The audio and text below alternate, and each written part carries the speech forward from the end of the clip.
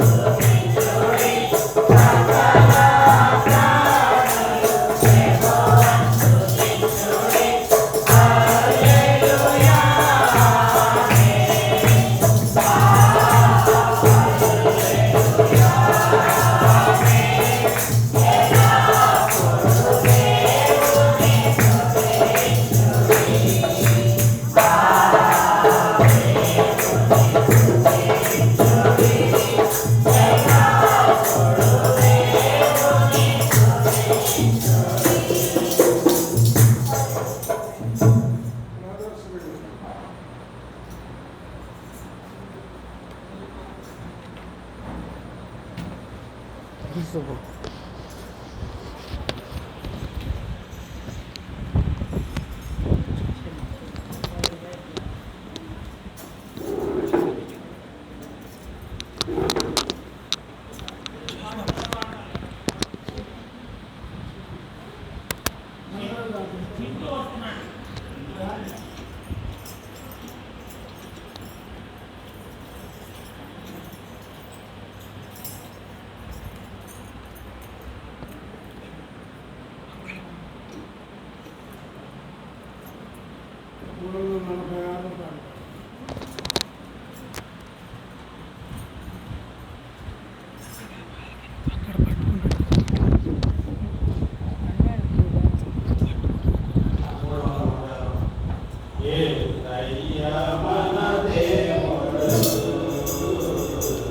कुछ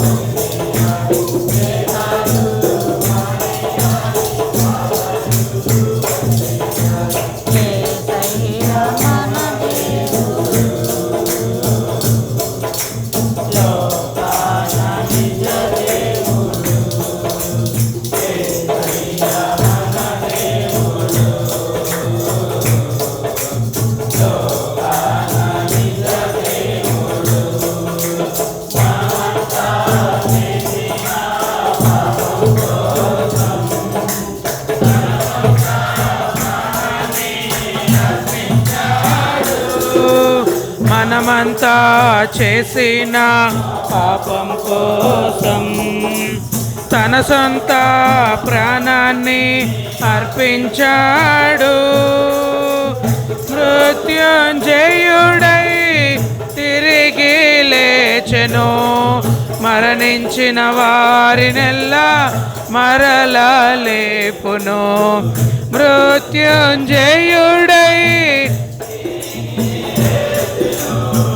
మరణించిన వారినెల్లా మరలా లేపును. యేసయ్య మన దేవుడు, లోకాన నిజ దేవుడు. యేసయ్య మన దేవుడు, లోకాన నిజ దేవుడు. ఉపకారియే అందరము ఏకమై పూజించాలి. యేసయ్య అందరికీ ఉపకారియే అందరము ఏకమై పూజించాలి. రానయ్యున్నాడు, సిద్ధముగా ఉండమని సెలవిచ్చాడు. రెండవసారి రానయ్యున్నాడు, సిద్ధముగా ఉండమని సెలవిచ్చాడు. యేసయ్య మన దేవుడు, లోకాన నిజ దేవుడు. యేసయ్య మన దేవుడు, లోకాన నిజ దేవుడు. లోకములో కోట్లల్లో దేవతలున్నా, మనుషులలో ఎన్నెన్నో మతములు ఉన్నా. లోకంలో కోట్లల్లో దేవతలున్నా, మనుషులలో ఎన్నెన్నో. ఈ లోకమంతటికి దేవుడు ఒక్కడే, ఆ దేవుడే యేసు క్రీస్తయ్య ఉన్నాడు. ఈ లోకమంతటికి దేవుడు ఒక్కడే, ఆ దేవుడే యేసు క్రీస్తయ్య ఉన్నాడు. యేసయ్య మన దేవుడు, లోకాన నిజ దేవుడు యేసయ్య మన దేవుడు. లోకాన నిజ దేవుడు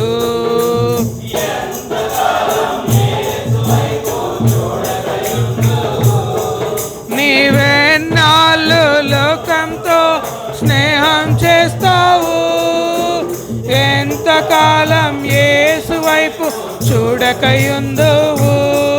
నీవెన్నాళ్ళు లోకంతో స్నేహం చేస్తావు, చేరాకుందువా నిత్య నరకం అనుభవించదవా. మోక్ష రాజ్యం చేరాకుందువా నిత్య నరకం అనుభవించదవా. యేసయ్య మన దేవుడు లోకాన నిజ దేవుడు. యేసయ్య మన దేవుడు లోకాన నిజ దేవుడు. మానేయాలి వాదాలు, వదిలేయాలి భేదాలు, మానేయాలి. యేసయ్య మన దేవుడు లోకాన నిజ దేవుడు. యేసయ్య మన దేవుడు లోకాన నిజ దేవుడు. హల్లెలూయా.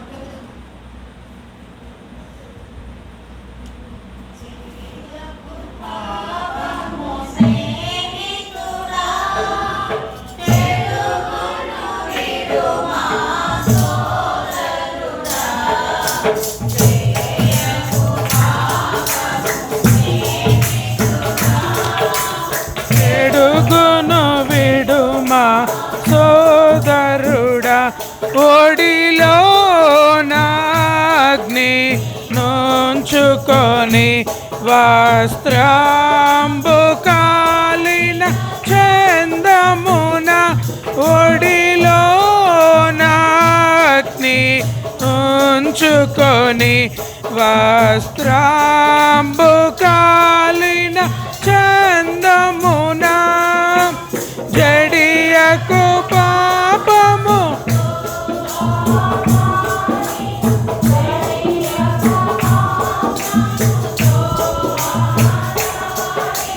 కడు వేగముగా కాల్చునని కడు వేగముగా కాల్చునని చేయకు పాపము స్నేహితుడా చెడుగును విడుమా సోదరుడా చేయకు పాపము చెడుగును విడుమా సోదరుడా ఊరిలో నను కల నాశించి పరుగిడి పక్షి పడు రీతి ఊడిలో నను కల పరుగిడి పక్షి పరుగిడ కోయి పాపము కొరకు పాపము కొరకు కొరకు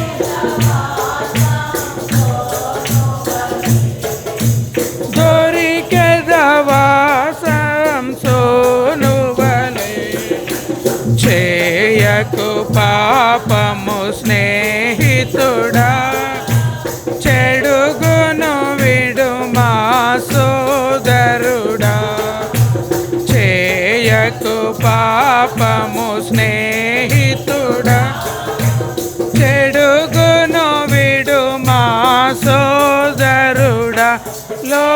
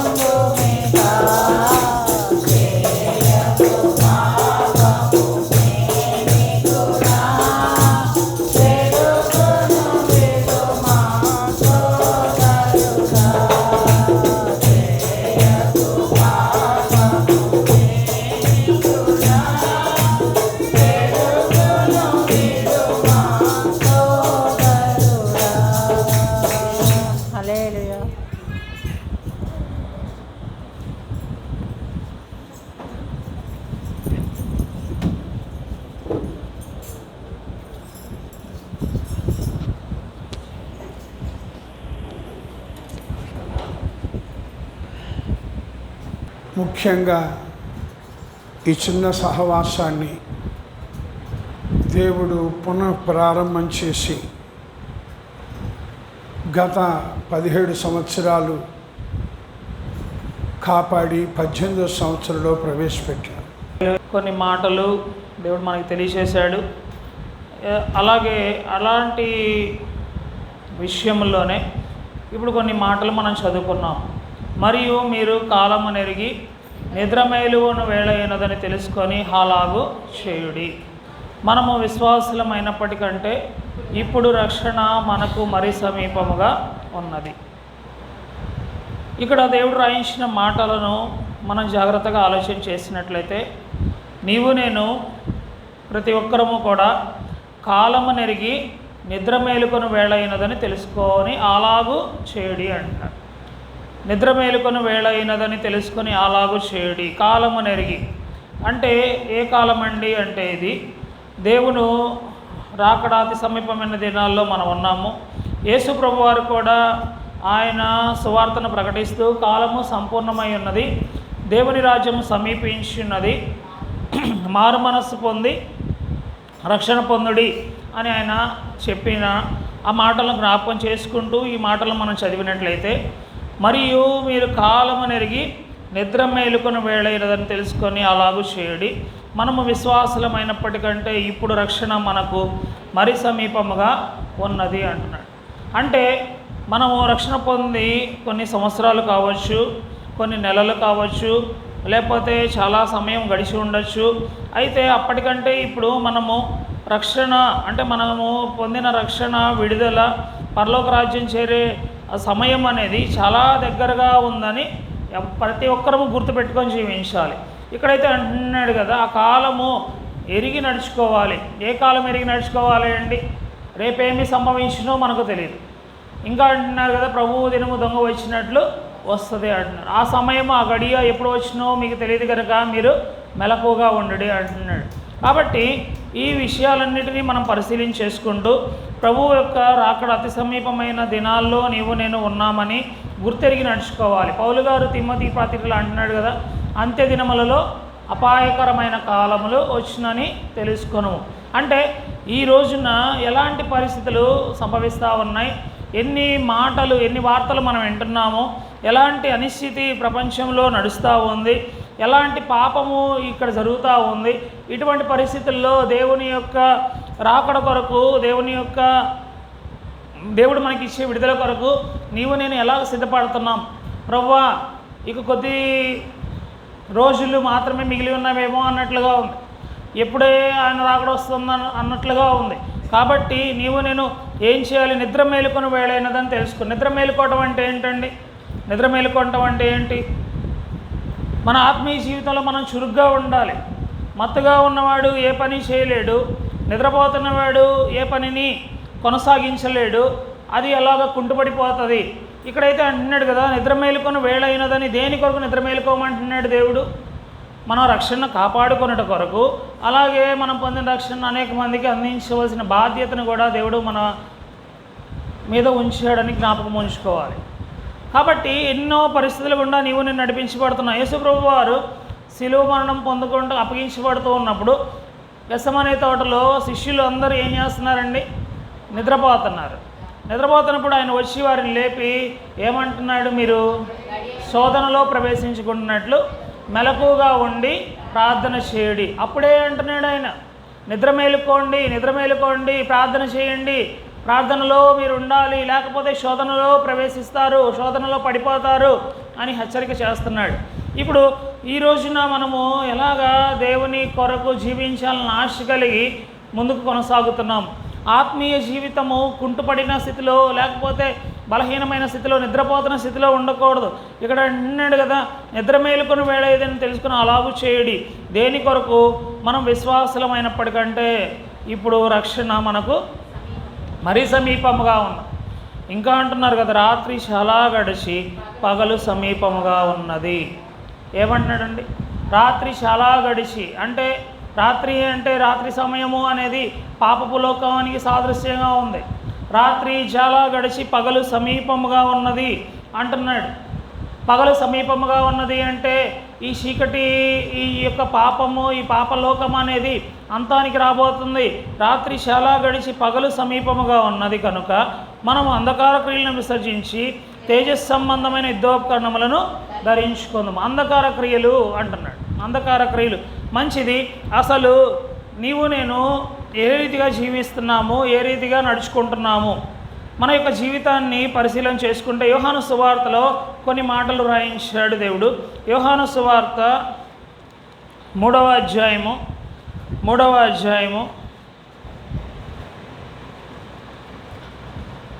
వచనం నుంచి చదువుకుందామా? ఆ తీర్పు ఇదే, వెలుగు లోకములోనికి వచ్చును కానీ తమ క్రియలు చెడ్డవైనందున మనుష్యులు వెలుగును ప్రేమింపక చీకటినే ప్రేమించిరి. దుష్కార్యము చేయి ప్రతివాడు వెలుగును ద్వేషించును, తన క్రియలు దుష్క్రియలుగా కనబడకుండానట్లు వెలుగునొద్దకు రాడు. సత్యవర్తనుడైతే తన క్రియలు దేవుని మూలముగా చేయబడి ఉన్నవని ప్రత్యక్షపరచబడినట్లు వెలుగునొద్దకు వచ్చును. ఇక్కడ యేసుప్రభు వారు రెండు స్వభావాల వ్యక్తుల గురించి మాట్లాడుతూ అంటున్నాడు కదా, వెలుగు లోకంలోనికి వచ్చిన కానీ తమ క్రియలు చెడ్డమైనందున మనుష్యులు వెలుగును ప్రేమింపక చీకటినే ప్రేమించి. అక్కడేమో రాత్రి చాలా గడిచి అన్నాడు, ఇక్కడేమో వెలుగు లోకంలోనికి వచ్చింది కానీ అంటున్నాడు. అర్థం చేసుకుందాము, ఈ చీకటి లోకంలో యేసుప్రభు వారు వెలుగుగా వచ్చారు. నిజమైన వెలుగు ఉండెను, అది లోకంలోనికి వచ్చి ప్రతి మనిషిని వెలిగించుండెను అని యోహాను సువార్త 1వ అధ్యాయంలోనే 3-4 వచనాలు చదువుకుందామా? ఆయనలో జీవం ఉండెను, ఆ జీవము మనుష్యులకు వెలుగై ఉండెను, ఆ వెలుగు చీకటిలో ప్రకాశించుచున్నది కానీ చీకటి దానిని గ్రహింపకుండెను. అంటే ఆ వెలుగు ఎవరండి? ప్రభువైన యేసుక్రీస్తు వారు ఈ లోకంలోనికి వెలుగుగా వచ్చారు. ఆయన తన ప్రేమను వెల్లడి చేశారు. ప్రతి ఒక్కరిని రక్షించడానికి ఆయన ప్రాణం పెట్టారు. లోకపాపం మోసుకొని దేవుని గొర్రెపిల్లగా ఆయన శిలువ బలియాగం పొందారు. ఆయన పొందిన దెబ్బల వల్ల మనకు స్వస్థత, ఆయన కాచిన రక్తం వలన అపరాధములకు మనకు క్షమాపణ మనకు దొరికింది. ఈ భాగ్యం దేవుడిచ్చాడు. అందుకనే యేసుప్రభు వారు దర్శించినప్పుడు కొరింథీ పత్రికలో పౌలు గారు అంటున్నారు కదా, అంధకారములో నుండి వెలుగు ప్రకాశించునుగాక అని పలికిన దేవుడే మా హృదయములలో ప్రకాశించాడు. యేసుప్రభు వారు వెలుగు, నిజమైన వెలుగుగా ఆయన వచ్చారు. వెలిగించడానికి ఆయన ఆశపడుతున్నారు.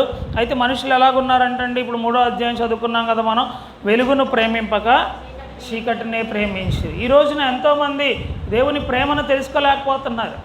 యేసుప్రభు వారి యొక్క త్యాగాన్ని, యేసుప్రభు వారి యొక్క బలియాగాన్ని వారు అంగీకరించలేకపోతున్నారు. లోకంలో కొనసాగటానికి, లోకంలోనే ఉండటానికి ఇష్టపడుతున్నారు. లోకంలో ఉన్న వాళ్ళు ఎలాగున్నారంటండి? వెలుగును ప్రేమింపక చీకటినే ప్రేమించి దుష్కార్యము చేయ ప్రతివాడు, ఇంకా అంటున్నాడు కదా, వెలుగును ద్వేషించును. ఈ రోజున ఎంతోమంది దేవుని దగ్గర రాలేకపోవడానికి కారణం ఏంటి? యేసుప్రభు వారు చెప్పింది ఏంటి? మారు మనసు పొందుడి. కాగా ఎవడైనాను క్రీస్తునందున ఎడల వాడు నూతన సృష్టి, పాతవి గతించెను క్రొత్తవాయను. అంటే మన జీవితాన్ని మార్చడానికి యేసుప్రభు వారు వచ్చారు. పాపము నుండి విడిపించడానికి యేసుప్రభు వారు వచ్చారు. మన జీవితంలో గొప్ప ఆశ్చర్యకార్యము చేయటానికి ఆయన వస్తే ఈ రోజున ఎలాగున్నారంటండి? వెలుగును ద్వేషిస్తున్నారంట. వెలుగును ద్వేషిస్తున్నారు. క్రియలు చెడ్డమైనందున దుష్క్రియలుగా కనబడకుండానట్లు వెలుగునొద్దకు రాడు. సత్యవర్తనుడైతే తన క్రియలు దేవుని మూలముగా చేయబడి ఉన్నవని ప్రత్యక్షపరచబడినట్లు వెలుగునొద్దకు వచ్చును. హల్లెలూయా, హల్లెలూయా. అంటే నీవు నేను దేవుని దగ్గరికి ధైర్యంగా వచ్చి నేను ఇది చేస్తున్నానని చెప్పగలిగిన అనుభవము కలిగి ఉంటేనే సత్యవర్తనుడు అంటున్నాడు దేవుడు.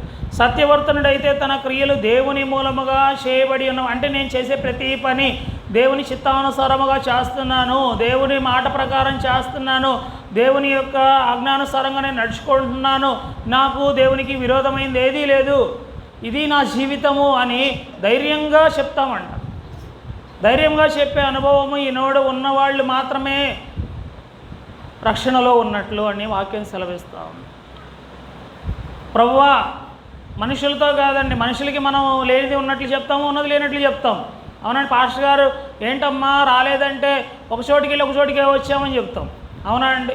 ఇంట్లో ఉండి బాగానే ఉన్నా కూడా బంధువులు వచ్చి ఏదన్నా పరిస్థితులు ఆగిపోతే ఎందుకు రాలేదంటే ఏదో కారణం చెప్తావు, అవునా అండి? కాబట్టి ఆయన వచ్చి చూడ్డు. నిన్ను అడిగిన వాళ్ళు ఎవరు నీ ఇంటికి వచ్చి చూడరు, నువ్వేం చేస్తున్నావు నేనేం చేస్తున్నానని. ఒకటి గుర్తుపెట్టుకోవాలి, ప్రతి ఒక్కరిని ఎవరు చూస్తున్నారు? దేవుడు చూస్తున్నాడు. మనుషుల్ని మోసం చేయొచ్చు కానీ దేవుని మోసం చేయటం ఎవరి వల్ల అవుద్దా? కాబట్టి ఈ రోజున మనం ఎవరి భయం కలిగి ఉండాలండి? దేవుని భయం కలిగి ఉండాలి. దేవుడు చూస్తున్నాడు.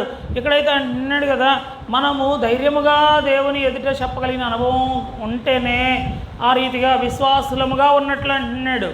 మరి ఈ రోజున నీవు నేను పరీక్షించుకుంటే, ప్రభువా నేను చేసే ప్రతి పని ధైర్యముగా ఉన్నది ఉన్నట్లుగా చెప్పగలుగుతున్నానా? ఉన్నది ఉన్నట్లుగా చెప్పగలుగుతున్నానా? అది తప్పైనా సరే ధైర్యంగా చెప్పాలి. ఒకవేళ తప్పైతే ఏం చేస్తారండి? అట్లా కాదమ్మా ఇట్లా చేయాలని చెప్తారు. ఇప్పటికీ కూడా నాకు కూడా నాన్నగారు హెచ్చరికలు చేస్తూనే ఉంటారు. నిన్నే జరిగింది ఒక విషయం, ఆయన చెప్పడం జరిగింది అలాగ ఉండకూడదు అని. అంటే అది నేను చెప్పలేదనుకోండి, నా తప్ప ఒప్ప అని తెలుస్తుందా? తెలియదు. కాబట్టి ఏ పరిస్థితుల్లో నీవు నేను నడిపించబడుతున్నాం. కొన్ని మనం అనుకున్నట్లు ఉండవు, అనుకున్నట్లు చేయలేము. కాబట్టి కొన్ని నేర్చుకోవాలి అంటే మనం ఏం చేసే ముందు చెప్పగలగాలి కదా. దాచిపెట్టామంటే అర్థం ఏంటి? అది వాళ్ళకి నచ్చని పని అని, అది చేయకూడని పని అని, అది అవసరమైన పని కాదు అని, అవునా అండి? కాబట్టి ఏదైతే మనం చేస్తున్నామో అది చెప్పగలిగినప్పుడు ఒక ధైర్యం మనలో ఉంటుంది. అది మనుషుల దగ్గర ఉంటుంది, దేవుని దగ్గర కూడా ఉంటుంది. ఎందుకని? మనం చేసేది అంతా కరెక్ట్ పని లేకపోతే మంచి పని అయినప్పుడు ఎవరి దగ్గర కూడా మనం భయపడాల్సిన అవసరం లేదు. కానీ ఎప్పుడైతే మనం భయపడుతున్నామో, ఎప్పుడైతే దాస్తున్నామో, అప్పుడు మనకే అర్థమైపోవాలి మనం చేసేది కరెక్ట్ పని కాదు. మనుషుల దగ్గరే కరెక్ట్ పని కాదైనప్పుడు దేవుని దగ్గర కరెక్ట్ పని ఎట్లా అవుద్దండి? అర్థమవుతుందా? మనుషుల దగ్గరే మనము చేసిన పని ధైర్యంగా చెప్పుకోలేనప్పుడు దేవుని దగ్గర ఎలా చెప్పగలము? అర్థం చేసుకుందాం. అన్నిటినీ చూస్తున్న దేవుడు, అందరినీ చూస్తూ ఉన్న దేవుడు, అందరినీ ప్రేమిస్తూ ఉన్న దేవుడు మాట్లాడుతూ అంటున్నాడు కదా ఆయన, నీవు సత్యవర్తనుడిగా నడుచుకోవాలి. సత్యవర్తనుడైతే తన క్రియలు దేవుని మూలముగా కలిగినవని చెప్తాడంట. వచ్చి ధైర్యంగా చెప్తాడంట, ధైర్యంగా మాట్లాడతాడంట. మరి ఈ రోజున దాచుకొని మాట్లాడేవాళ్ళుగా ఉన్నారా? ధైర్యంగా మాట్లాడేవాళ్ళు. తప్పైనా సరే ఒప్పుకోవాలి అంటున్నాడు కదా. అతిక్రమంలో దాచిపెట్టేవాడు వర్ధిల్లడు, వాటిని ఒప్పుకొని విడిచిపెట్టేవాడు కనికరం పొందున అంటున్నాడు. ఇప్పుడు దావీదు చేసిన కార్యము దుష్కార్యముగా తనకు అర్థం కాలేదు. దాన్ని బట్టి ఏం చేశాడు? ఒకదానికొకటి అలాగ ఉండిపోయాడు, తను గ్రహించలేకపోయాడు. ఎప్పుడైతే నాతాను ప్రవక్త వచ్చి హెచ్చరించాడో వెంటనే ఏం చేస్తున్నాడండి? ఒప్పుకుంటున్నాడు. ఎవరి దగ్గర ఒప్పుకుంటున్నాడు? నాతానుతో కూడా అంటున్నాడు. అంతకంటే ముఖ్యంగా దేవుని దగ్గర తన పాపం ఒప్పుకొని విడిచిపెట్టడానికి ఎంతగా ప్రయత్నిస్తున్నాడంటే, ప్రభువా ఇంకా నాకు నువ్వు తప్పితే ఇంకెవరు లేరయ్యా, నేను పాపములో పుట్టినవాడను, పాపములోనే నా తల్లి నన్ను గర్భమున ధరించెను, నేను పవిత్రుడం అయిపోవాలి. ఒక్క పనే కదా చేసింది తన జీవిత కాలంలో. కానీ దావీదు ఎంతగా దేవుని దగ్గర ఒప్పుకుంటున్నాడు, దేవుని దగ్గర ఎంతగా తన హృదయాన్ని విరిగి నలిగిన హృదయముగా నిలబెట్టుకుంటున్నాడు. అంటున్నాడు, విరిగి నలిగిన హృదయమే నీకు ఇష్టమైన బలి, విరిగి నలిగిన హృదయాన్ని నీవు అలక్ష్యము చేయవు. కాబట్టి తెలుసుకోవాలి, క్షమించే దేవుడు ఇప్పుడు మన ముందున్నాడు. మన పరిస్థితి ఆయనకి తెలుసు, మన బలహీనత ఆయనకి తెలుసు. కానీ దాచుకుంటే మాత్రము దేవుడు ఏమాత్రం ఉపేక్షించే దేవుడు కాదండి. అవకాశం దాటిపోయాక ఒప్పుకుంటే ఏమంటాడంటే నీకు ఆశీర్వాదం లేదంటాడు. ఏసావు ఆ తర్వాత ఆశీర్వాదం పొందగోరి కన్నీళ్లు విడిచుచు శ్రద్ధతో వెతికినా సరే మారు మనసు పొందే అవకాశం దొరకక విసర్జింపబడ్డాడు. అర్థం. ఆ తర్వాత అవకాశం దాటిపోయాక ఈ రోజున నీవు నేను చేసే పని మనం గుర్తుపెట్టుకోవాలండి. ధైర్యంగా చెప్పే అనుభవం ఉంటేనే మనం దేవుని పిల్లలుగా దేవుడు అంగీకరిస్తాడు. అది లేకుండా నాకు నేను మోసం చేసుకొని, నీకు నీవు మోసం చేసుకొని, ఎవరికి వారు మోసం చేసుకొని, చివరికి సంఘంలో ఉన్న ప్రతి ఒక్కరు విడిచిపెట్టబడితే ఇంకెక్కడ భక్తి జీవితం, ఇంకెక్కడ రక్షణ, విశ్వాసం? అందుకని అంటున్నాడు, విశ్వాసమైనప్పటికంటే రక్షణ మరి సమీపముగా ఉన్నది. జాగ్రత్త, రాత్రి చాలా గడిచి పగలు సమీపముగా ఉన్నది.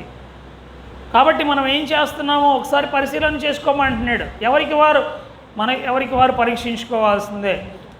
ఇంకా అంటున్నాడు కదా, తర్వాత ఏమంటున్నాడండి? అంధకార క్రియలను విసర్జించి. చూద్దామా? ఎఫెసీయులకు రాసిన పత్రిక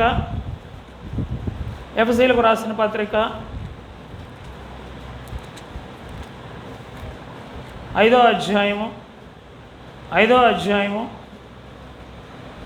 9వ వచనం నుంచి చదువుకుందామా? వెలుగు ఫలము సమస్త విధములైన మంచితనము, నీతి, సత్యమైన వాటిలో కనబడుచున్నది. కనుక ప్రభువుకు ఏది ప్రీతికరమైనదో దానిని పరీక్షించు వెలుగు సంబంధుల వలె నడుచుకొనుడి. నిష్ఫలమైన అంధకార క్రియలలో పాలివారై ఉండక వాటిని ఖండించుడి. ఏలయనగా అట్టి క్రియలు చేయువారు రహస్యమందు జరిగించు పనులను గూర్చి మాట్లాడుట అయినను అవమానకరమై ఉన్నది. సమస్తమును ఖండించబడి వెలుగు చేత ప్రత్యక్షపరచబడును. ప్రత్యక్షపరచున్నది ఏదో అది వెలుగే కదా. అందుచేత నిద్రించుచున్న నీవు మేల్కొని మృతులలో నుండి లెమ్ము, క్రీస్తు నీ మీద ప్రకాశించునని ఆయన చెప్పుచున్నాడు. హల్లెలూయా, హల్లెలూయా. ఇక్కడ ఈ మాటల్ని మనం జాగ్రత్తగా ధ్యానించినట్లయితే ఏమంటున్నాడు? వెలుగు కలిగిన వాళ్ళు ఎలాగ ప్రవర్తిస్తారు? వెలుగు ఫలము అంటే ఏంటి? వెలుగు ఫలం అంటే ఏమంటున్నాడండి? సమస్త విధములైన మంచితనము, నీతి, సత్యము అని వాటిలో కనబడుచున్నది. అంటే నీవు నేను ఎలాగ నడుచుకుంటున్నాం? మంచితనం కలిగి ఉండాలి. దేవుని నీతిని అనుసరించి, మనుష్య నీతి కాదండి. అందుకని అంటున్నాడు తీతుపత్రికలో, మనము నీతిని అనుసరించి చేసిన క్రియల మూలముగా కాక ఎలాగ రక్షించబడ్డామంట? పునర్జన్మ సంబంధమైన స్నానము ద్వారా, పరిశుద్ధాత్మ మనకు నూతన స్వభావం కలుగు చేయటం ద్వారా మనల్ని ఆయన రక్షించాడు. ఇది మన వల్ల కలిగినది కాదు అంటున్నాడు. దేవుని వరమే అంటున్నాడు. అంటే నీవు నేను దేవుని నీతిని ఎరిగి నడుచుకోవాలి. స్వనీతిని స్థాపిస్తారంట కొంతమంది. రోమాపత్రికలో అంటాడు ఆ మాట. స్వనీతిని స్థాపించే వ్యక్తిగా నీవు నేను ఉండకూడదు, దేవుని నీతిని నెరవేర్చే వ్యక్తిగా ఉండాలి. ఇక్కడ అంటున్నాడు కదా, మంచితనము, నీతి, సత్యమని వాటిలో కనబడుచున్నది. ఇంకా అంటున్నాడు ప్రభువునకు ఏది ప్రీతికరమైనదో దానిని పరీక్షించు. అంటే మనం ప్రతిరోజు పరీక్షించుకోవాలన్నమాట. ప్రభువా, ఈరోజు నేను చేసే పని నీకు ప్రీతికరం అంటే ఏంటండి? ఇష్టమైనది. ఎవరికి ఇష్టమైనది అంటున్నాడు? దేవునికి ఇష్టమైనది ఏదో దాన్ని పరీక్షించమంటున్నాడు. ప్రతి ఒక్క విషయంలో ఇది చేస్తున్నాము, అది చేస్తున్నాము, అలాగుంటున్నాము, ఇలాగుంటున్నాము, అలాగ వెళ్తున్నాము, ఇలాగ వస్తున్నాము, ఏదేమైనప్పటికీ కూడా ఏం చేయాలంట? ప్రభువునికి ఏది ప్రీతికరమైనదో దానిని పరీక్షించు వెలుగు సంబంధుల వలె నడుచుకునుడి. వెలుగు సంబంధుల వలె నడుచుకునుడి. ఎక్కడ ఉన్నా అని అర్థమే కదా. అవునండి. ఇంకా అంటున్నారు కదా, నిష్ఫలమైన అంధకార క్రియలలో పాలివారై ఉండక వాటిని అసలు ఫలించవై. చీకటి క్రియలు అనేవి ఎంత మాత్రము క్షేమకరమైనవి కాదు. అందుకనే కదా యేసుప్రభు వారు మనల్ని పాప జీవితం నుండి విడిపించడానికి ఈ లోకానికి వచ్చారు. సంఘంలో చేర్చుకున్నారు. ఈ పరిచర్యలో నిన్ను నన్ను పాలిభాగస్తులుగా చేసుకున్నారు.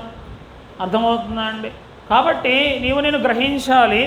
అంధకార క్రియలలో పాలివారై ఉండక ఖండించాలి. ఇంకా అంటున్నాడు కదా, అలాంటి క్రియలను కూడా మాట్లాడటం అవమానకరం అంటున్నాడు. అట్టి క్రియలు చేయవారు గొప్పగా చెప్పుకుంటారు కానీ అవి అవమానకరమైన కార్యాలు అంటున్నాడు. మొన్న మధ్య మా ఇద్దరు ఫ్రెండ్స్ కలిశారు నాతో పాటు. వాళ్ళు మాట్లాడుకుంటున్నారు. ఇదివరకు వాడు మందాగే అలవాటు ఉంది, ఇప్పుడు ఇంకా ఎక్కువ చేశాడంట. ఏం చేశాడండి? డ్రింకింగ్ హ్యాబిట్ ఉంది, అది ఇంకా ఎక్కువ చేసి వీడితో చెప్తున్నాడు. ఇద్దరు తాగేవాళ్ళే. వీడు ఒకడు మానేశాడు, ఒకడు ఎక్కువ తాగుతున్నాడు. ఆ ఎక్కువ తాగేవాడు మానేసినోడు అంటున్నాడంట కదా, ఏందిరా అంత శాతగానుడు అయిపోయావా? ఏమంటున్నాడు? అంత శాతగాని వాడు అయిపోయావా? నేనైతే ఇంకా ఎక్కువ చేశాను, నువ్వేంటి మానేసావు? వీడంటున్నాడు మా ఇంట్లో ఇప్పుడు ఒప్పుకోవట్లేదు అంటున్నాడు. అంటే ఏంటి? ఏ రకంగా అయినా సరే, రిస్ట్రిక్షన్ ద్వారా అయినా సరే తన యొక్క వ్యసనాన్ని విడిచిపెట్టాడు, జాగ్రత్త పడటానికి ఇష్టపడ్డాడు. వాడు గొప్పగా చెప్పుకుంటున్నాడు. అది మనం చెప్తామా? అది వాళ్ళ గురించి మాట్లాడటం కూడా అనవసరం అనిపిస్తుంది. దేవుడైతే అదే అంటున్నాడు కదా, అలాంటి వాటి పనులను గురించి మాట్లాడటైనను అవమానకరమైన. వాళ్ళు గొప్పగా చెప్పుకుంటారు, అన్యాయం చేసినాడు గొప్పగా ఉంటాడు, గొప్పగా చెప్పుకుంటాడు. లంచం తీసుకున్నాడు ఇష్టమైనట్టు తిరుగుతూ నేను ఇంత సంపాదించాను అంటాడు, కానీ మోసం చేసి సంపాదించానని వాడు చెప్పడం. అక్రమంగా చేసేవాడు ఇది చేసి నేను సంపాదించానని చెప్పడం. ఎందుకంటే అందులో యథార్థత లేదు. కానీ అది ఈ లోకంలో చలామణి అవుతుందేమో, కానీ దేవుడైతే మాత్రం ఎంత మాత్రము అనుమతించే దేవుడు, అంగీకరించే దేవుడు కాదండి. ఇక్కడ అంటున్నాడు కదా, అటువంటి వారి క్రియలను గురించి మాట్లాడటం అయినను అవమానకరమై ఉన్నది. అయితే ఒక రోజు వస్తుంది, సమస్తమును ఖండింపబడి వెలుగు చేత ప్రత్యక్షపరచబడును. ఏదో అది వెలుగే కదా, ఎవరి ఎదురు ప్రత్యక్షమవుతాయండి? అందుకనే కొరింథీయులకు రాసిన 2వ పత్రిక 5వ అధ్యాయం 10వ వచనంలో ఒక మాట ఉంటుంది, మనుష్యుడు తాను జరిగించిన క్రియలు, దేహముతో జరిగించిన క్రియలు మంచివైనను సరే చెడ్డవైనను సరే క్రీస్తు న్యాయపీఠం ఎదుట ప్రత్యక్షము కావాలి. ఎప్పుడైతే ఆయన రాకడలో మనం ఆయన ఎదురు నిలబడతామో, సంఘము ఆయన ఎదురు నిలబడినప్పుడు ప్రతి ఒక్కరి పని మంచిదా చెడ్డదా అని దేవుడు వెలుగులోనికి తీసుకొస్తాడంట. అప్పుడు మన పరిస్థితి ఏంటి? దాని కొరకు ఇప్పుడే జాగ్రత్త పడమంటున్నాడు. ఒక రోజు వస్తుంది, సమస్తమును ప్రత్యక్షపరచబడే రోజు ఒకటి వస్తుంది, అది దేవుని వెలుగు. ఆయన సింహాసనం ఎదురికి నువ్వు రావాలి. అప్పుడు మనం జరిగించిన కార్యాలు మంచివైనను సరే ఆయన న్యాయపీఠం ఎదుట లెక్క చెప్పాలి. అప్పుడు ఇంకా అవకాశం ఉండదు. అవునా అండి? మంచి పనులు చేసి దేవునికి ఇష్టమైన వ్యక్తిగా నువ్వు ఆయన ఎదురు నిలబడితే అప్పుడు పరలోక రాజ్యానికి వెళ్తాము.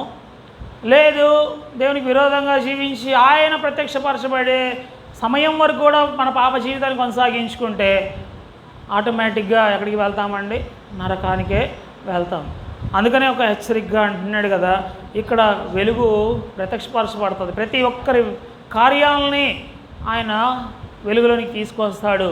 అప్పటిదాకా జాగ్రత్తగా జీవించు అంటున్నాడు. ఇంకా అంటున్నాడు కదా, అందుచేత నిద్రించుచున్న నీవు మేల్కొని మృతులలో నుండి లెమ్ము, క్రీస్తు నీ మీద ప్రకాశించును. కాబట్టి మనం కనుక జాగ్రత్త పడితే దేవుడైతే అంటున్నాడు, ఇప్పుడు నీ మీద నేను ప్రకాశిస్తానంటాడు. నువ్వే ఒక ప్రకాశమానమైన వెలుగుగా ఉంటావు. ఆ రోజున నేను ఎలాగా లోకంలోకి నిజమైన వెలుగుగా వచ్చానో, ఈ రోజున నిన్ను నా తరపున వెలిగించు వ్యక్తిగా నిలబెట్టుకుంటాను అంటున్నాడు. మరి ఎంతమంది దేవుని మాటకి సమ్మతిస్తున్నాం? ఎంతమంది లోబడుతున్నాం? ఎంతమంది సరే ప్రభువా అని ఇష్టపడుతున్నాం? నీకు నీవుగా దేవునికి సమర్పించుకోవాలి. నాకు నేనుగా దేవుని పనికి నిలబడాలి. అర్థమవుతుందా? కాబట్టి ప్రభువా, నా మట్టుకు నేను ఎలాగ జాగ్రత్త పడుతున్నాను? ఇంకా ఎన్నో పరిస్థితులు ఇక్కడ ఉన్నాయి. ఒకటి చదువుకున్న వ్యక్తిగతమైన క్రియలు, తర్వాత ఏమంటున్నాడండి, అంధకార క్రియలను విసర్జించి తేజస్ సంబంధమైన యుద్ధోపకరణములు ధరించుకోము. తేజస్ సంబంధమైన యుద్ధోపకరణములు, తేజస్ సంబంధమైన యుద్ధోపకరణములు అంటే ఏంటండి? చూద్దాము. ఇదే ఎఫెసీయులకు రాసిన పత్రిక 6వ అధ్యాయము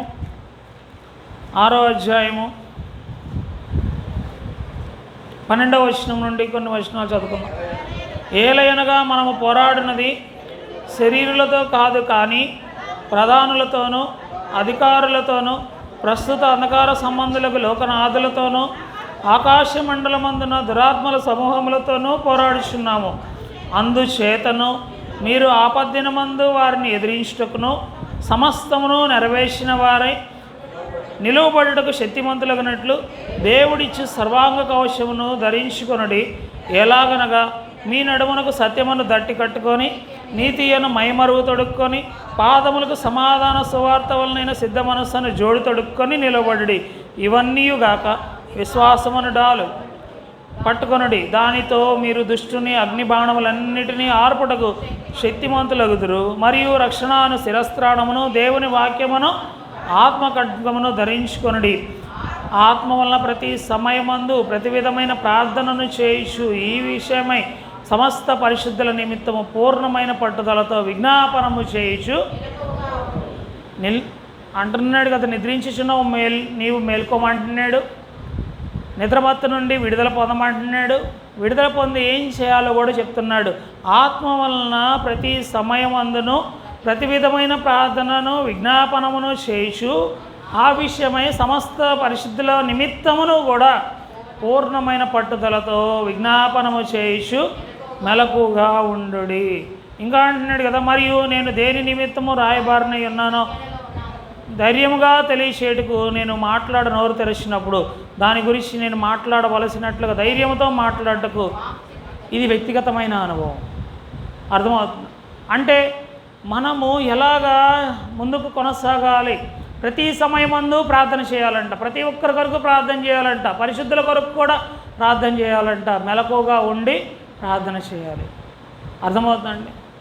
నిద్రించుచున్న నీవు మేల్కొని ఏం చేయాలో తెలియజేస్తున్నాడు. మెలకుగా ఉండి నీవు నేను చేయాల్సిన పనేంటో ఆయన తెలియజేస్తుంటే, ఈ రోజున ప్రభువా ప్రార్థన చేయటానికి నేను ఇలా ఉంటాను అని ఎంతమంది ఉంటున్నారండి? ఎంతమంది ఉంటున్నారు? ప్రార్థన చేయట్లేకపోతున్నావు, చేసేవాళ్ళతో అయినా ఏకీపిస్తున్నావా? చేయాలన్న మనస్సు రావట్లేదు, చేయలేకపోతున్నావు, అవకాశాన్ని బట్టి ఎలాగా సమయాన్ని సద్వినియోగపరుచుకుంటున్నావు? అర్థమవుతుందండి. మెలకువగా ఉండి ప్రార్థన చేయాలి. దేవుడిచ్చి సర్వాంకవచమును ఎప్పుడు ధరించుకొని సిద్ధంగా ఉండాలి. ఎందుకంటే ఆపద్దినమందు అపవాదిని ఎదిరించుటకు శక్తిమంతులగినట్లుగా నేను సిద్ధపడి ఉండాలి. కాబట్టి ఆ ఆయుధాలు ఏంటి, యుద్ధోపకరణాలు ఏంటి అర్థమవుతుందా? వాటి వల్ల మనకి ఎటువంటి సామర్థ్యం వస్తుంది. ప్రభువా నేను అపవాదిని ఎదిరించాలి, ఈ లోక సంబంధములకు లోకనాథులతో అంధకార సంబంధముకు లోకనాథులతో ఆకాశమండలం అంటున్న దురాత్మల సమూహములతో పోరాడాలంట. ప్రధానులు అపవాది మన అనుచరులు. అర్థమవుతుందండి. ఈ లోకముతో వైరం. అర్థమవుతుంది. కాబట్టి నేను ఎలాగ జీవించాలి ఆలోచన చేద్దాం. అక్కడేమో తేజస్ సంబంధమైన యుద్ధోపకరణములు ధరించుకొని అంటున్నాడు. యుద్ధము ఎలాగ చేయాలి ఇక్కడ నేర్పిస్తున్నాడు. కాబట్టి ప్రభువా అన్ని విషయాల్లో నేను ఎటువంటి జాగ్రత్త కలిగి ఇవన్నీ చేయాలంటే అంటున్నాడు చివరిగా శరీర విషయమై మీరు ఆలోచన. ఇవన్నీ చేయాలంటే ముగింపులోకి వస్తున్నాను. ఇవన్నీ చేయాలంటే ఏం చేయాలండి? ఎట్టి పరిస్థితుల్లో కూడా శరీరం విషయమై ఆలోచన చేసుకునకూడదు. ఎన్నో పరిస్థితులు నీకు శరీరంలో ఉండొచ్చు. చెప్పారు కదా, చిన్న బలహీనతకే మానేస్తామని, రాలేకపోతుంటున్నామని, దేవుని సన్నిధిని పక్కన పెట్టేస్తున్నామని, ఏవి మానుకోగానే ఏం మానుకుంటాం? ప్రార్థన మానుకుంటామని. కాబట్టి ప్రార్థన ఎందుకు మానుకున్నాము అంటే మనకు మనం పరిశీలించుకోవాలి, పరీక్షించుకోవాలి, జాగ్రత్త పడాలి. మెట్టుకు ప్రభువైన యేసుక్రీస్తును ధరించుకున్న వారై శరీరం విషయమై ఆలోచన చేసుకొనకూడదు అంటున్నాడు. ఆ విషయంలో జాగ్రత్తగా ముందుకు సాగటానికి దేవుడు మనందరికీ సహాయం చేయనుగాక. దేవుడి మాటలను దీవించునుగాక.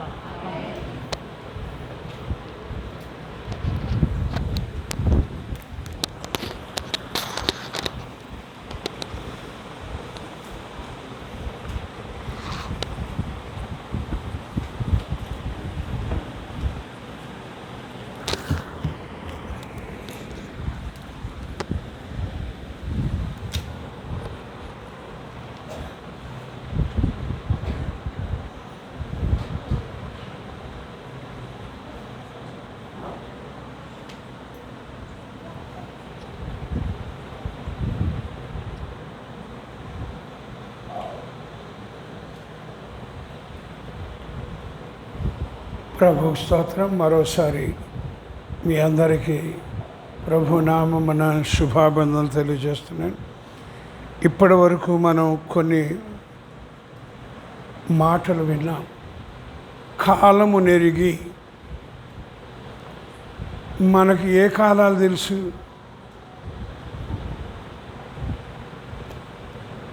ఎన్ని కాలాలు తెలుసు మనకి? 3, 4. వర్తమాన కాలం, భూతకాలం,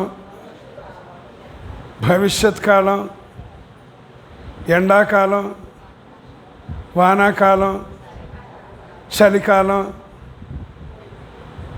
ఇదే కాలం, కలికాలం. ఎన్ని కాలాలు?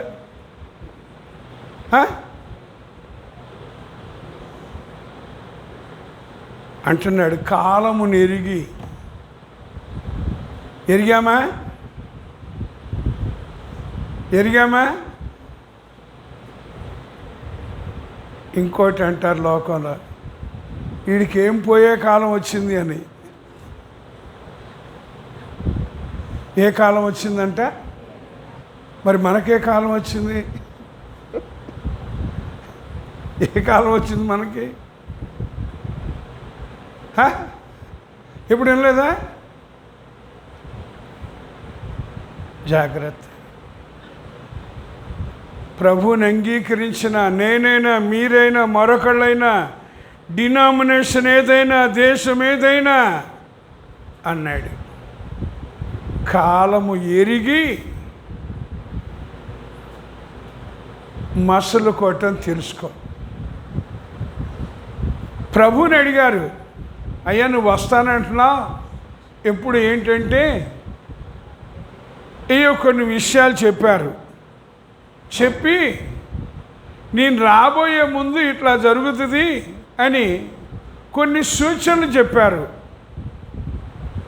అవి జరుగుతున్నాయి ఇప్పుడు. మరి దీన్ని ఏమనుకోవాలి? ఏ కాలం అనుకోవాలి?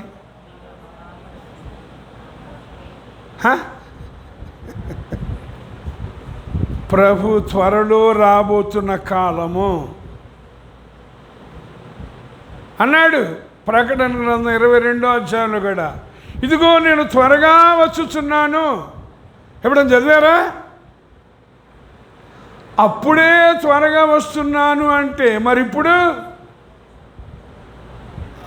అందుకోసం మేల్కోవటం తెలుసుకో, మేల్కోవడం తెలుసుకో అని కొన్ని విషయాలు. అంధకార క్రియలు అన్నారు, తేజస్ సంబంధం యుద్ధోపకరణాలు అన్నారు. 14వ వచనంలో మాత్రం ఒకటి స్పష్టమైన విషయం ఉందండి. ప్రభుని యేసు క్రీస్తుని ధరించుకొనిన వారై. అబ్బా, ఈ డ్రెస్ భలే ఉందే, పట్టు చీర కూడా దీని ముందు బలాదూరు. ఏ పట్టు? ఏ పట్టు? ఏ డ్రెస్సు కదండి? అయితే ఇక్కడ ప్రభు అంటున్నారు దేవుని వాక్యాల్లో, అంగీకరించిన నేనైనా నువ్వైనా మరొకళ్ళైనా యేసుక్రీస్తుని ధరించుకున్నామా? యేసుక్రీస్తుని ధరించుకున్నామా? వాళ్ళకి తెలియదండి యేసు ప్రభు ఎవరో ఏంటో అసలు తెలియదు. మరి మనం ఏం చేయాలి? ధరించుకున్నామా అంటే ఎట్లా ఉంటారు? ధరించుకున్న వాళ్ళు ఎట్లా ఉంటారు చెప్పండి? ప్రభు అన్నాడు నేను సాత్వికుడను దీన మనస్సు గలవాడను అని. ఇప్పుడు మనం ఎట్లా ఉండాలి?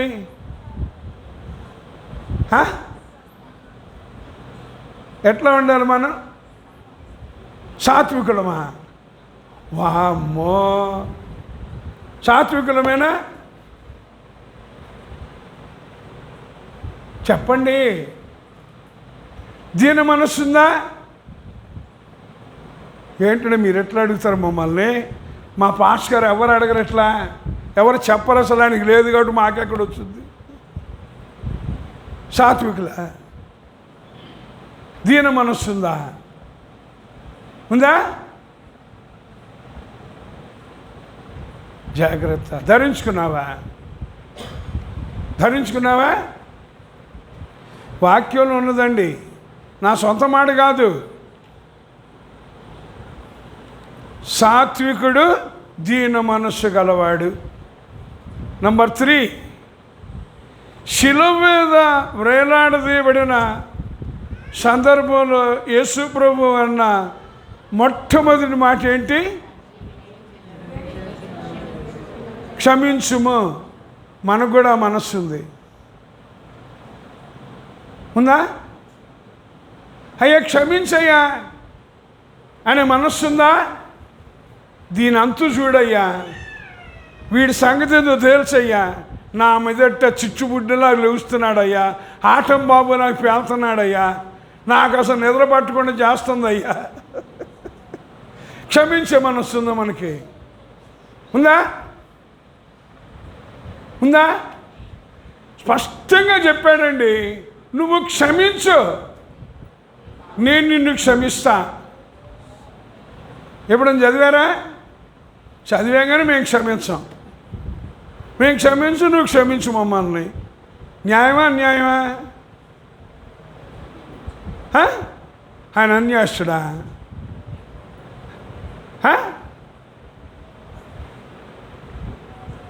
క్షమిస్తామా? చెప్పండి.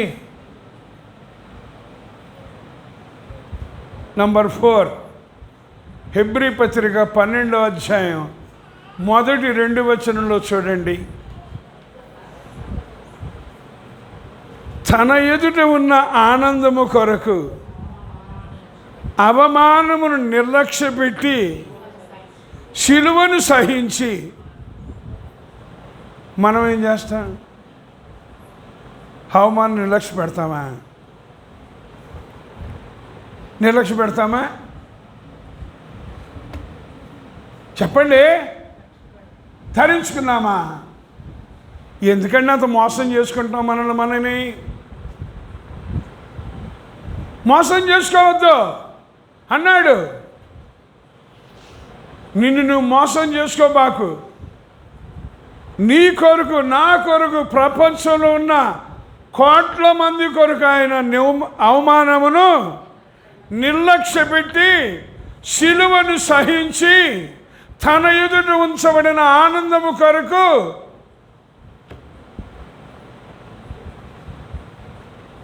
మనకే ఆనందం. ఏ ఆనందం? జాగ్రత్త. దేవుని కుడిపార్శ్వమున ఆసీనుడై ఉన్నాడు.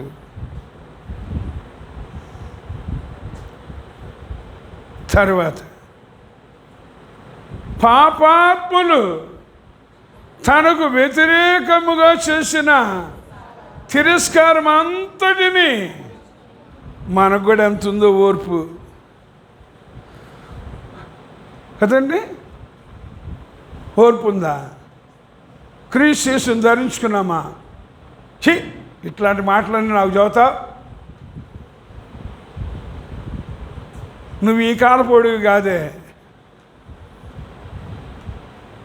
కదా, నువ్వు ఈ కాలంలో ఉండాల్సినవి కాదు. జాగ్రత్త. ఓర్పు, సహనం, క్షమించటం, సాత్వికం, దీన మనస్సు. ఇంకొకటి, శిలువ మరణము పొందినంతగా విధేయత మనకుందా? విధేయత మనకుందా? వాడుకున్నదో వీళ్ళకుండనీరు. ఏంటి అట్లా చూస్తా ఊరుకుంటా? మీ పాస్ గారు అట్లా అంటే నేనైతే 4 ఈడ్చి కొడతా, మళ్ళా మందిరంలో రాకుండా చేస్తా. ఇక్కడ కూడా ఉన్నారులేండి ఒకప్పుడు అట్లాంటి వాళ్ళు. ప్రభువు స్తోత్రం. జాగ్రత్త అంటారు. పాలు తాగిన రొమ్మునే గుద్దారంట. ఈ 39 సంవత్సరాల్లో ఎంతమందిని చూశానో పాలు తాగిన రొమ్మును గుద్దిన వాళ్ళు. వాళ్ళ ఫలితం దేవుడు ఇస్తాడు. నాకెందుకు? నేను నిర్మలమైన వాక్యమైన పాలు ఇవ్వడం నా అలవాటు. గుద్దుతారా? తర్వాత మీరేమవుతారు? వాక్యం చదవండి. రక్షణ విషయములో ఎదుగు నిమిత్తము నిర్మలమైన వాక్యం అనే పాలను అపేక్షించండి. ఎవరిస్తున్నారు మనకి? నిర్మలమా? పేరే నిర్మల కదండి.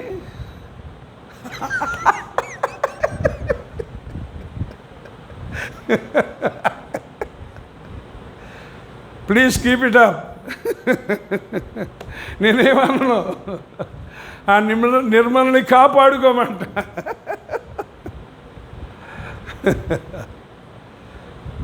జాగ్రత్త.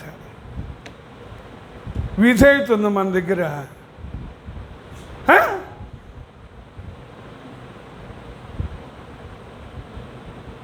నష్టపోవద్దు. తర్వాత మరణము పొందినంతగా తగ్గించుకున్నాడంట. మనం కింద కూర్చోడానికే తగ్గించుకోలేము. అదేమిటి నడువుల నొప్పులు, మోకాళ్ళ నొప్పులు. ఏం చేద్దాం, కాలం అట్లా అయిపోయింది. సుమారు 50 సంవత్సరాల దాకా నేను పైన కూర్చోలేదండి, కిందనే.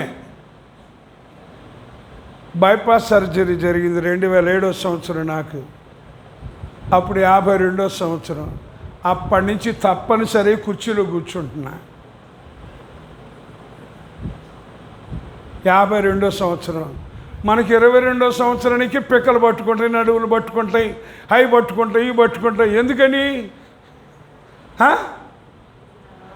ఎందుకని అన్నిటికీ నడవలేము. కొంచెం దూరం కూడా ఎక్సర్సైజు అది చేస్తాంలేండి. మార్నింగ్ వాక్ వెళ్ళాలిగా, అక్కడ దాకా బండి మీద తుర్రని పోయి మళ్ళీ బండి మీద కాసేపు వాకింగ్ చేసి తర్వాత తుర్రని ఇంటికి వచ్చి హల్లెలూయా. అబ్బో,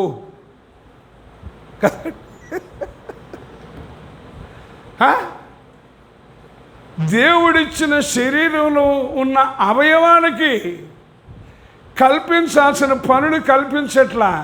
ఎందుకని? సుఖపడటం అలవాటు అయిపోయింది. ఇక రోలు పెట్టి దంచుతామా, రోకల్లో దంచుతామా? ఉన్నాయిగా మిషన్లు, పిండి మిషన్లు, రుబ్బింగ్ మిషన్లు కదా. అక్కడ తీసుకెళ్ళిపోతే చేతులు పని లేదు, ఇక దేనికి పని లేదు. హాయిగా నడువులు పట్టుకొని, మోచేతులు పట్టుకొని, మోకాళ్ళు పట్టుకొని కదండి, గోడలు పట్టుకొని. ఏది ఎక్సర్సైజ్, ఏది పని అసలే? చేస్తున్నామా? చేస్తున్నాంలేండి, ఏదో మీ కంటి తుడుపు తిరగటం కోసం.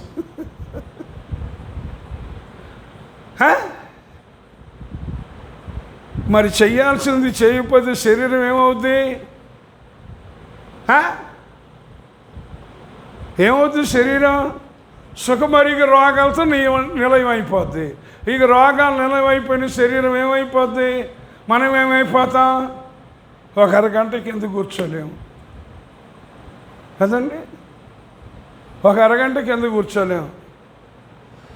బయట ఎగరడానికి మాత్రం బ్రహ్మాండంగా ఎగిరి జారి కాళ్ళు మోచేతులు దెబ్బలు తగిలి అప్పుడు మాత్రం కట్లు కట్టుకొని పాస్టర్ గారు ప్రార్థన చేయండి, చేతులు కాళ్ళు కదా. నిలకడ ఉందా మన దగ్గర? నిదానం ఉందా? నిదానమే ప్రధానం అని చెప్పినా ప్రధానమే నిదానం. ముందు మనకి ప్రధానం సరిపోయింది కదా, అవునా? జాగ్రత్త. సుఖపడటం తప్పు కాదు, కానీ సుఖభోగాలు తప్పు అన్నాడు. సుఖభోగమునందు ప్రవర్తించినది బతికేమా చచ్చామా? మనం బతికేమా చచ్చామా? చెప్దామా? జాగ్రత్త. క్రీస్తుని ధరించుకున్నామా? తగ్గించుకుంటున్నామా? విధేయత చూపిస్తున్నామా? మరి మాట్లాడదు కొంతమంది నక్క వినయాలు. అబ్బో, నోట్లో ఏలు పెడితే కొరకడన్నట్టుగా కనబడితే వందనాలండి, వందనాలండి. తర్వాత తందనాలండి, వెనక తందనాలు, ముందు వందనాలు కదా.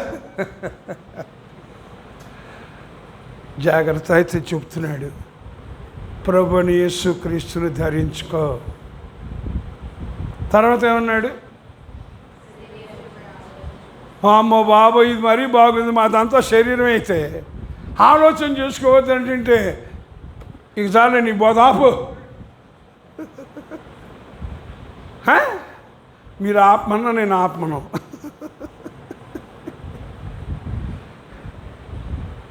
శరీర విషయమై ఆలోచన చేసుకొనకండి. మా ఆలోచన అంత లేచిన కానించి పడుకున్న దాకా ఈ శరీరాన్ని ఎట్లా అలంకరించుకోవాలి, ఎట్లా మేపాలా, ఎట్లా తయారవ్వాలా, బ్యూటీ కింగ్ క్వీన్ కదా.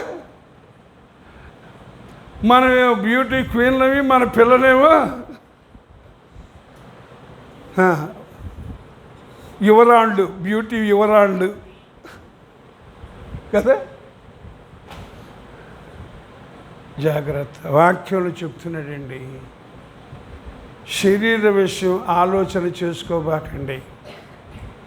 ఎందుకంటే ఇది ఎప్పుడు టప్ప నేలలో కలిసిపోతో తెలియదు, మట్టిలో కలిసిపోతో తెలియదు. కాబట్టి సోదరుడా సోదరి, ఆత్మ శాశ్వతం. ఈ ఆత్మ కొరకు జాగ్రత్త పడు. పరలోకాన్ని పోగొట్టుకోబాకు.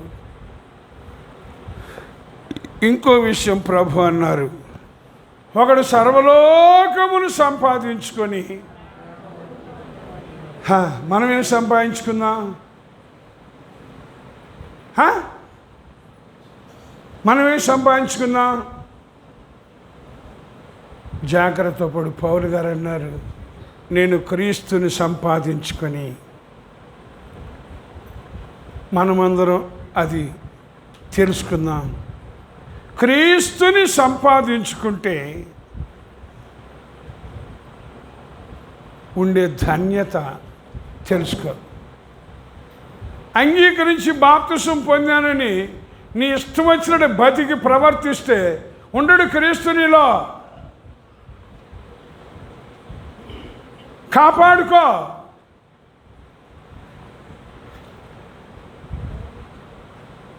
పరలోకాన్ని పోగొట్టుకోబాకు. ఇంకా ప్రభు అన్నారు, పరలోకంలో ధనం కూర్చుకో అని. ఒక సందర్భంలో ఇద్దరు అన్నదమ్ములు ప్రభు దగ్గరకు వచ్చారండి.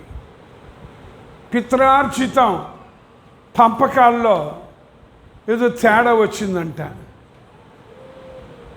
పిత్రార్జితం వాళ్ళ కష్టార్జితం కాదు, మనది కూడా అంతే. పిత్రార్జితం మన కష్టార్జితం ఏముండదు. హల్లెలూయా, అవునా? మన కష్టార్జితం కనీసం మనం తినడానికి కూడా సరిపోదు కదా. పిత్రార్జితం అయితే ఒకడతగాలు పగలగొట్టుకొని లేదా కోర్టులకు వెళ్ళి ప్రభు దగ్గరకు వచ్చారండి, మాకు పంచిపెట్టు. మా నాన్న, ఎందుకంటే ఈ భూమి మీద కొన్ని పద్ధతులు ఉన్నాయి. తూర్పు దిక్కు మంచిది. వాళ్ళ నాన్న స్థలం కొన్నాడు, పంచుకోవాలంటే ఒకడు తూర్పు దిక్కు వచ్చుద్ది, ఒకడు పడమటి దిక్కు వచ్చుద్ది. ఇక ఏం చేయాలి వాళ్ళు? ఏం చేయాలి? అట్లాంటి కేసులు ఎన్ని ఉన్నాయో. కొంచెం కూడా సర్దుబాటు చేసుకో.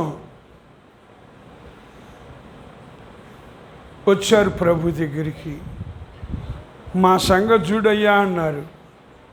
అప్పుడు ప్రభు అన్నారు, ఒకని కలిమి విస్తరించుట వాని జీవమునకు మూలము కాదు అని. ఇప్పుడు మనకు కలిమి విస్తరించాలా వద్దా? వద్దా? మనకి బలవాళ్ళే, మాకు ఇది విస్తరించాలి, అది విస్తరించాలి. మేము తక్కువ వాళ్ళం కాదు. ఇక్కడ ఒక కాలు పెడతాం, అక్కడ ఒక కాలు పెడతాం. తర్వాత మా 2 కాళ్ళు ఎడిపోతాయో మాకే తెలియదు కదా అని ఒక విషయం చెప్పాడండి ప్రభు. ఒక ధనవంతుడు ఉన్నాడంట, పొలంలో పంట వేశాడంట. పంట బాగా పండిందంట. ఇప్పుడు ఆ పంటని కూర్చుకోవడానికి అంత ముందున్న కొట్లు సరిపోలేదంట. అనుకున్నాడంట, ఈ కొట్లు ఆ పంటను కూర్చుకోవడానికి సరిపోవు కాబట్టి వీటిని పడేసి కొత్తవి కట్టించి దానిలో కూర్చుకుంటాను అనుకున్నాడటండి. మంచి ఆలోచనేనా?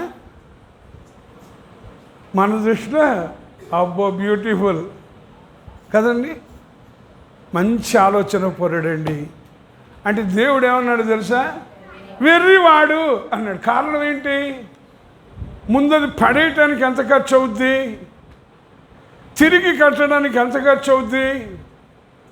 కొన్ని చోట్ల చూశానండి, ఇళ్ళని పడేశారు, కట్టుకోవటానికి ఏ కారణాలు నాకు తెలియదు, కానీ అట్లాంటి ఇళ్ళు ఉన్నాయో.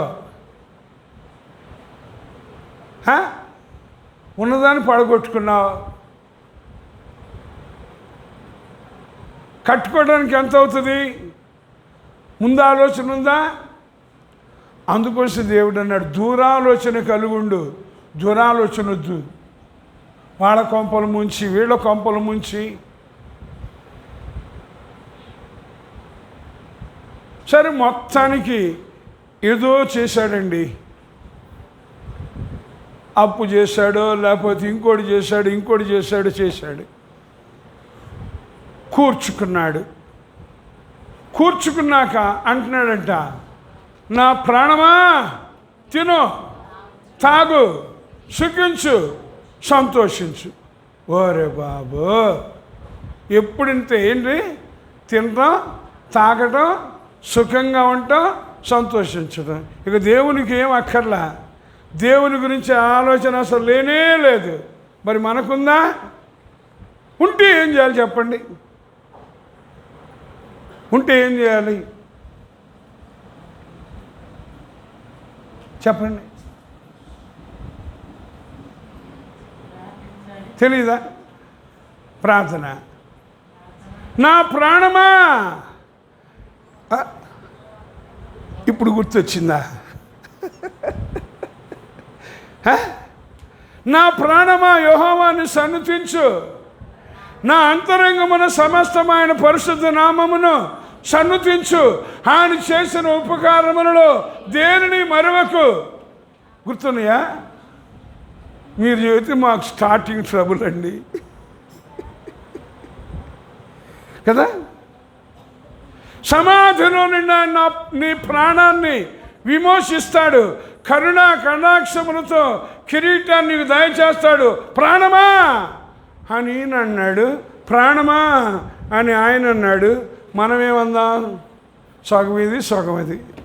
తెలివి తక్కువ కాదులేండి. ఎందుకంటే మనకంతా అత్తెలివే. పోయిన సోమవారం పుట్టినరోజు ఫంక్షన్, ఇది తిరిగి పుట్టినరోజు ఫంక్షన్. కొంతమంది వచ్చారు ఫోటోలు తీయించుకోవటానికి. 2 వచ్చారు, భార్యాభర్తలు. అంతకుముందు ఎవరో నాకు బొకే ఇచ్చారు, షాల్ కప్పారు, బొకే అక్కడ పెట్టా. వచ్చిన వీళ్ళిద్దరిలో ఆవిడ ఎంత తెలివితేటలో ఆ బొకే తీసి నాకు ఇచ్చి ఫోటో తీయించుకుంటుందండి. అబ్బో బాబురే,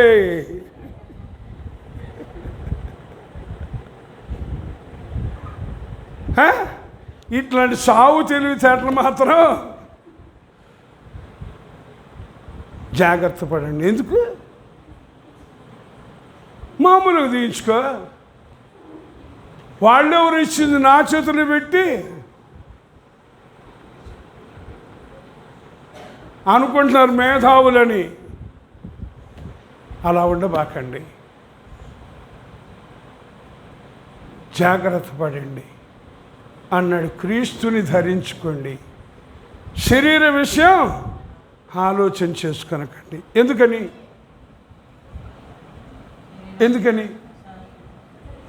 నన్ను అడిగితే నేను చెబుతా, నాకెందుకయ్యా ఈ శరీరం ఆయన ఇచ్చింది, నాకెందుకంట.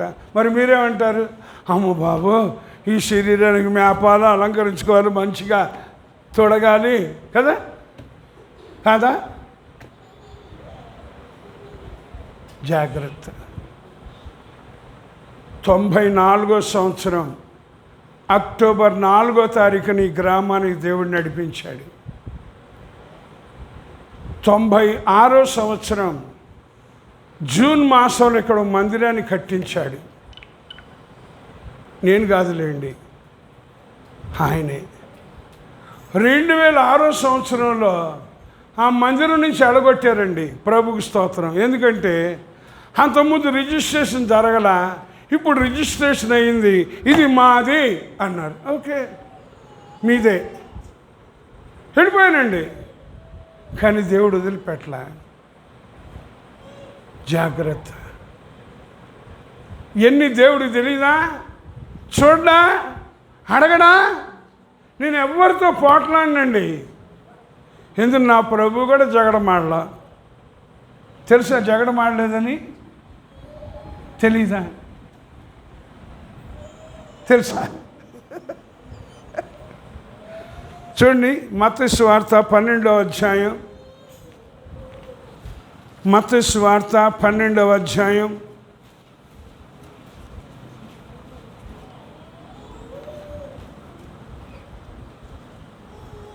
18వ వచనం. ఇదిగో ఈయన నా సేవకుడు, ఈయన నేను ఏర్పరచుకుంటుని, ఈయన నా ప్రాణమునకు ఇష్టడైన నా ప్రియుడు, ఈయన మీద నా ఆత్మను ఉంచేదను. ఈయన అన్యజనులకు న్యాయ విధిని ప్రచురము చేయును. ఈయన జగడమాడడు, కేకలు వేయడు, వీధులలో ఆయన శబ్దమును వినబడదు. మరి నేను జగడమాడానా, పోట్లాడానా? అది నాకు నేర్పించింది. ప్రభుకు స్తోత్రం. మీరు కూడా తెలుసుకోండి, జాగ్రత్త పడండి, పరలోకాన్ని పోగొట్టుకోవద్దు. ఇది అశాశ్వతం. ఎన్ని కోట్లున్నా మన వెంట వచ్చేది ఏమీ లేదు.